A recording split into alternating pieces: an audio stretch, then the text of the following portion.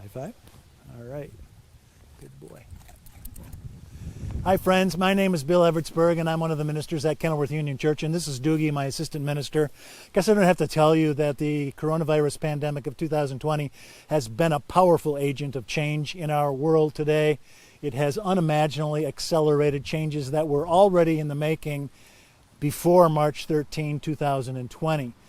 Now, for instance, we all thought that in white-collar industries, working from home would become the new normal in a window of maybe 10 years. But that shift happened in a matter of days.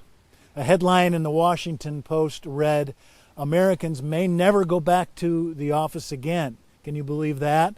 And this charge is being led by companies like Twitter and Google and Facebook and Microsoft. We may never go back to the office again. Churches expected that the shift from mostly on-campus ministry to mostly virtual ministry would occur in the same leisurely, convenient 10-year time frame. But that move literally happened in a matter of hours. One thing we've learned during this coronavirus is that you flex or you die. You evolve or you go extinct. And, I hate this. Theologically, politically, socially, I'm a proud liberal. I like to see things change and to move forward. But in everyday matters, I kind of hate change. I'm sort of existentially, instinctively, natively conservative. I don't like it when things change from cassette tapes to CDs, for example, and then from CDs to streaming media. So I'm sort of instinctively conservative and opposed to change, but the status quo is no longer available to me. The pandemic has changed American Christendom, not just for now, but for the foreseeable future. For instance, recently the staff began thinking before Halloween about what Christmas Eve might look like.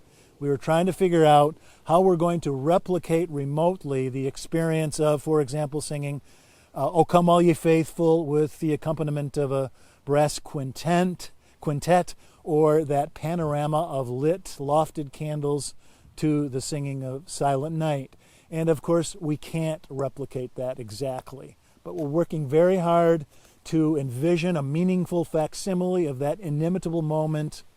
Someone said that churches during the pandemic are sort of like the Hebrews immediately after they were freed from slavery in Egypt. We're sort of out there in the desert. We don't know where we are. We really don't know where we're going. We don't have a vivid vision of what home looks like. So we have three options, right? We can go back to the way things were. We can go back to Egypt, where we were comfortable, where it was kind of cool. But that's not really a very attractive option. Egypt is gone. It's not available to us anymore. The way things were is not an option. Or we could continue to wander around indefinitely in the wilderness. We can keep worshiping virtually, keep maintaining physical distance from each other, but that really doesn't sound like much fun either. So maybe the third option is the one we ought to strive for. We ought to keep moving ahead toward the promised land, toward the unknown future. It's kind of scary because we don't know what that land of Canaan looks like, but it might be home for us. It might be a land flowing with milk and honey, and so that's what we're going to count on. The staff is doing its best to lead you to the promised land, whatever that might look like. Do you know why they make coins out of metal? It's because change is hard, but it's also money in the bank. So we're going to be okay. God bless you.